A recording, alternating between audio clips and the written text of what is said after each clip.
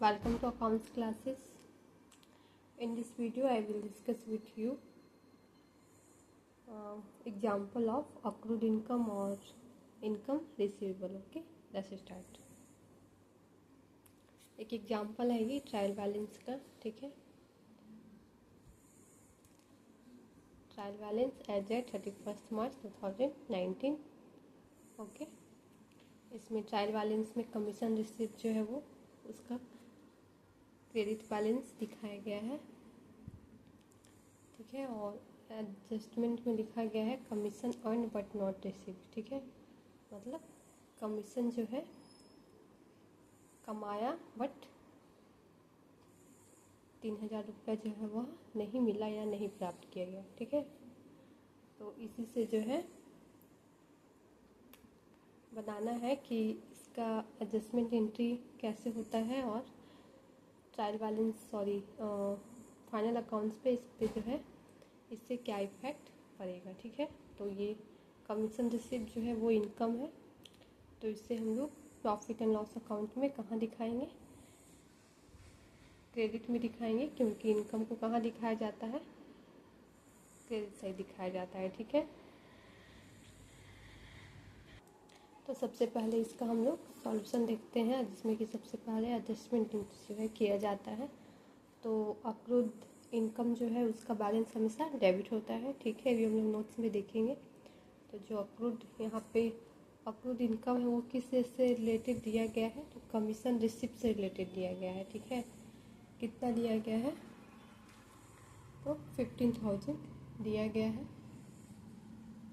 तो यहाँ लिख देंगे accrued commission account debit to commission receipt. ठीक है, क्योंकि जो यहाँ एक्सपेंस इनकम दिया गया है वो अक्रूड इनकम से रिलेटेड दिया गया है, तो जो कमीशन के साथ जो इंक्लूड होगा वो अक्रूड कमीशन के रूप में दिखाएगा. ठीक है, इसलिए यहाँ पे कमीशन रिसिप्ट दिया गया है और एडजस्टमेंट में दिया गया है कि commission earn but not receipt.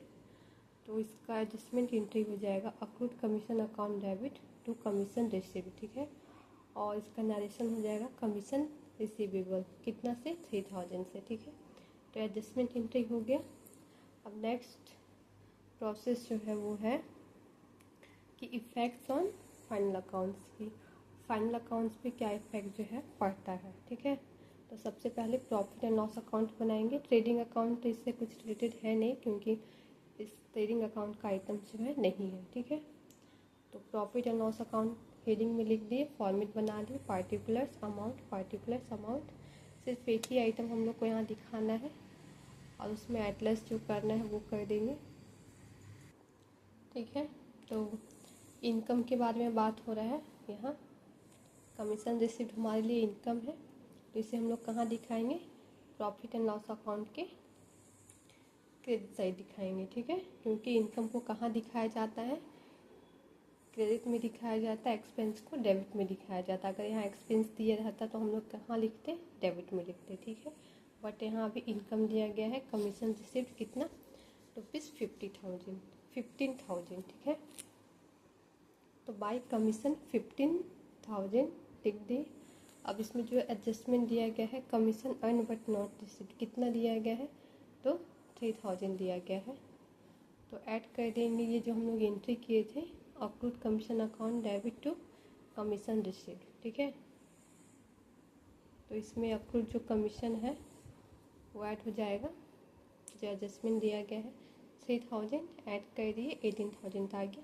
तो इसका एंट्री जो है प्रॉफिट एंड लॉस अकाउंट में हम लोग कर दिए कि कैसे इसको प्रॉफिट एंड लॉस अकाउंट में दिखाना है. यही अगर एक्सपेंस रहता तो हम लोग इसको इधर शो करते. ठीक है, प्रॉफिट एंड लॉस के डेबिट में, लेकिन अभी यहाँ पे इनकम है तो यहाँ क्रेडिट में दिखाया है. ठीक है, अब बैलेंस शीट देखते हैं कि बैलेंस शीट जो है इस सिचुएशन में कैसे बनेगा. तो लिख दिए बैलेंस शीट और फॉर्मेट बना दिए. ठीक है, एसेट साइड जाएगा, क्योंकि हम लोग इनकम को कहाँ दिखाते हैं, एसेट हमारे लिए जो हम लोग जो इनकम रहेगा वो हमारे लिए एसेट होगा, तो उसे हम लोग एसेट साइड दिखाएंगे बैलेंस शीट का. ठीक है, तो अक्रूड कमीशन कितना है, कमीशन कितना कमाया गया है, तो 3000, तो हमारे लिए एसेट हो गया. तो लिख दिए अक्रूड कमीशन 3000 बैलेंस शीट में जो है दिखा दिया गया. ठीक है, तो यही था इफेक्ट ऑन फाइनल अकाउंट कि कैसे ट्रीटमेंट जो है किया जाता है इसका प्रॉफिट एंड लॉस अकाउंट में और बैलेंस शीट में। लायबिलिटी रहता है तो लायबिलिटी साइड दिखाते, लेकिन ये हमारे लिए एसेट है तो हम लोग एसेट साइड 3000 जो एडजस्टमेंट दिया गया है वो दिखा दिए। ठीक है, कमीशन जो रिसीव हुआ है वो तो अब बैलेंस शीट में नहीं है, वो तो प्रॉफिट एंड लॉस अकाउंट में आता है, इसलिए से प्रॉफिट एंड लॉस अकाउंट में लिखा है। और जो इनकम हमारे लिए जो एसेट है उसे हम लोग बैलेंस शीट के एसेट साइड दिखाएं। ठीक है, ये कुछ नोट दिया गया है। ठीक है, ये कुछ नोट दिया गया है, इस एग्जाम्पल से रिलेटेड देख लेते हैं। If accrued incomes have been mention inside the trial balances.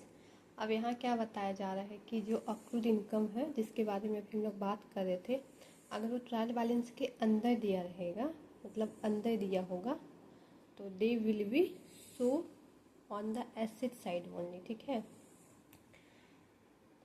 बताया जा रहा है कि अगर जो अक्रूड इनकम्स है वो ट्रायल बैलेंस के अंदर दिया रहता तो हम लोग उसको सिर्फ कहाँ दिखाते, तो सिर्फ बैलेंस शीट में दिखाते। ठीक है, लेकिन ये सिचुएशन को मान के बताया जा रहा है, लेकिन अभी क्या हुआ है, अभी बाहर दिया गया था, इसलिए हम लोग दोनों में जो है प्रॉफिट एंड लॉस अकाउंट में भी दिखाएं और बैलेंस शीट में भी दिखाएं। ठीक है, लेकिन अगर इन साइड दिया रहता, ट्रायल बैलेंस के अंदर दिया रहता, ये जो अक्रूड इनकम है ये वाला, तो हम लोग उसे सिर्फ बैलेंस शीट के अंदर दिखाते, प्रॉफिट एंड लॉस अकाउंट में नहीं दिखाते। ठीक है, इसलिए बताया जा रहा है क्योंकि अगर अंदर दिया रहता तो they will be so on the asset side only asset side दिखाते। ठीक है, बिकॉज क्योंकि it means that it has already been included in the concern account of income,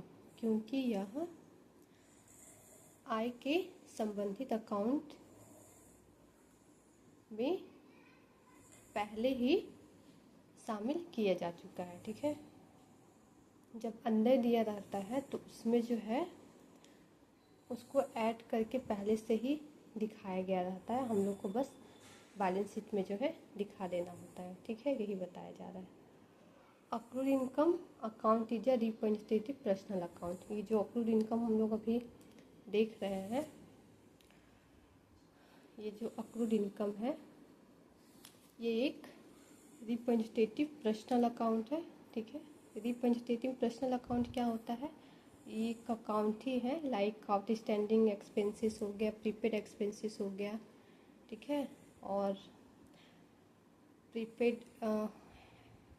prepaid expenses हो गया जितना भी है, और पेमेंट रिसीव्ड इन एडवांस हो गया, तो ये सारा जो है रिप्रेजेंटेटिव पर्सनल अकाउंट होता है। और जो इनकम होता है अनअर्न्ड इनकम हो गया। ठीक है, ये सारा जो है रिप्रेजेंटेटिव पर्सनल अकाउंट होता है, जिसके अंदर आता है जो एक नेचुरल और आर्टिफिशियल अकाउंट होता है, उसे ही हम लोग रिप्रेजेंटेटिव पर्सनल अकाउंट बोलते हैं। और and always show debit balances, ये हमेशा किसको शो करता है, डेबिट बैलेंस को शो करता है, इसीलिए हम लोग यहाँ पे अक्रूड कमीशन को डेबिट किए हैं। ठीक है, ये हमेशा डेबिट बैलेंस को जो है शो करता है। ठीक है, और ये होता क्या है, accrued income account is a representative personal account. Representative personal account क्या होता है, हाँ, representative personal account is a account जो रिप्रेजेंट्स करता है पर्सन और ग्रुप ऑफ पीपल। ठीक है, like outstanding expenses account, prepaid expenses account. ठीक है, ये सब सारा जो है इसी के अंदर आएगा। और पेमेंट रिसीव्ड इन एडवांस, ये सारा जो है रिप्रेजेंटेटिव अंदर ही आएगा। ठीक है, तो यही था आज का एग्जाम्पल जो भी हम लोग देखे।